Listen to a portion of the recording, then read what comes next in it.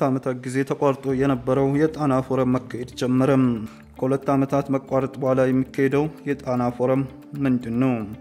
የጣና ፎረም ለሰላምና ደህንነት ችግሮች አፍሪካ መር የአፍሪካ መፍትሄ ለመፍጠር ጥሪ ያቀረበው የትሪፖሊ ቃል ኪዳን ተከትሎ የጀመረው ጉባኤ ነው።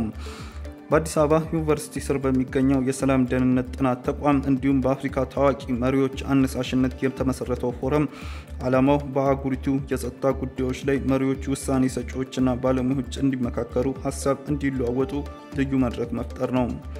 ባህር ዳር ከተማ የቀድሞ የናይጄሪያ ፕሬዝዳንት ኦሉሴጉን ኦባሳንጆ የጣና ፎረም ጉባኤ የመጀመሪያ ሊቀመንበር ሆነው ነበር ጉባኤው የተጀመረው።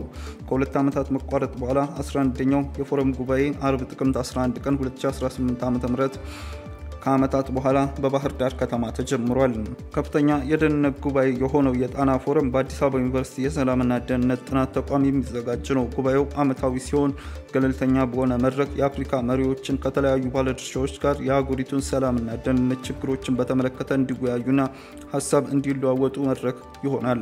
መደበኛ ያልሆነ የንግግር መድረክ ለመሆን የሚያልመው ይህ ፎረም የፖለቲካ መሪዎች፣ የሲቪል ማህበረሰብ አባላት፣ ምሁራንና ሌሎችም በማካተት በቁልፍ ጉዳዮች ላይ ንግግርን የሚያበረታታ ነው። በፎረሙ ጽህፈት ቤት በአዲስ አበባ ዩኒቨርሲቲ የሰላምና ደህንነት ጥናት ተቋም ውስጥ የሚገኝ ሲሆን እንቅስቃሴውና አጀንዳው የሚወሰነውም ደግሞ የአፍሪካ መሪዎችም በያዘው ቦርድ ነው። በአሁኑ ወቅት የቦርዱ ሊቀመንበርና የቀድሞው የጋና ፕሬዝዳንት ጆን ድራማኒ ማሃማ ናቸው። በቅርቡ ህይወታቸው ያለፈው ፕሮፌሰር እንድሪያስ እሸቴ ምክትል ሊቀመንበር የነበሩ ሲሆን ከቀድሞ የቦርድ መሪዎች መካከል ኃይለ ማርያም ደሳለኝ፣ ዶክተር ቴድሮስ አድሃኖም፣ ኦሉሴጉን ኦባሳንጆ፣ ታቦ ቤሜኪ፣ ፒየር ቦዮያ እና ሌሎችም ስመጥር የሆኑ የአፍሪካ ቀደምት መሪዎች ይገኙበታል። ፎረሙ ለኢትዮጵያና የአፍሪካ የግል ዘርፎች 70% ፋይናንስ የሚያቀርቡ ሲሆን ቀሪውን 30% ገንዘብ የተለያዩ የልማት አጋሮች ያቀርባሉ።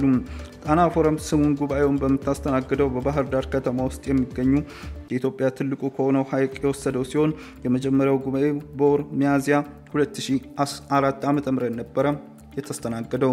በዚህ ጉባኤ የሀገራት መሪዎችና ርዕሰ ብሔሮች፣ 7 ሚኒስቴሮች፣ 6 የሀገራት ወኪሎች፣ 10 የዓለም አቀፍ የደህንነት ባለድርሻዎች፣ 30 ባለሙያዎች፣ 6 የሲቪል ማህበረሰብ ድርጅት ተወካዮች እና 13 ሀገራት የተሳተፉበት እንደነበረ የፎረሙ ድረገጽ ያመለክታል። በዚህም የመጀመሪያው ጉባኤ የቀድሞው የኢትዮጵያ ጠቅላይ ሚኒስትር መለስ ዜናዊ የመክፈቻ ንግግር ያደረጉ ሲሆን በንግግራቸውም የጣና ፎረም ዓላማ ነባር ተቋማትን ለማካተት አሊያም ስራ ለማብዛት ሳይሆን አጋዥ ለመሆን እንደሆነ ገልጿል። ፎረሙ ባለፉት ዓመታት ከብዝሃነት አስተዳደር ጀምሮ የተደራጁ ወንጀሎችን በአፍሪካ ህገወጥ የገንዘብ ዝውውር፣ አክራሪነትና ፖለቲካዊ እምነት እንዲሁም የተፈጥሮ ሀብት ጉዳዮች አጀንዳን አድርጎ መክሯል። ጉባኤው ለ8 ዓመታት በተከታታይ በባህር ዳር ሲካሄድ ከቆየ በኋላ 9ኛው ጉባኤ በኮቪድ ወረርሽኝ ምክንያት ከጣና ርቆ አዲስ አበባ ከጥቅምት 9 ቀን አንስቶ እስከ 14 2013 ዓ.ም ተካሂዷል። ባለፉት 10 ዓመታት ፎረሙ በርካታ ምክረ ሐሳቦች ያቀረበ ሲሆን ምክረ ሐሳቡ አስገዳጅ አለመሆናቸው በአፍሪካ እየጨመረ ያለው የውጭ ተጽዕኖና የሀገራት ሰላምና ጸጥታ መስከን እንደሆኑበት ይታመናል። ስለ ሰላምና ደህንነት የሚመክረው ጉባኤ በአስተናጋጅ አገሯ ኢትዮጵያ የውጭ ችግር ምክንያት ላለፉት ዓመታት አልተካሄደም። ጉባኤው ከዚህ ቀደም 2014 ዓ.ም በሰሜን ኢትዮጵያ ጦርነት ምክንያት ከተቋረጠ በኋላ ተራዝሞ ነበር።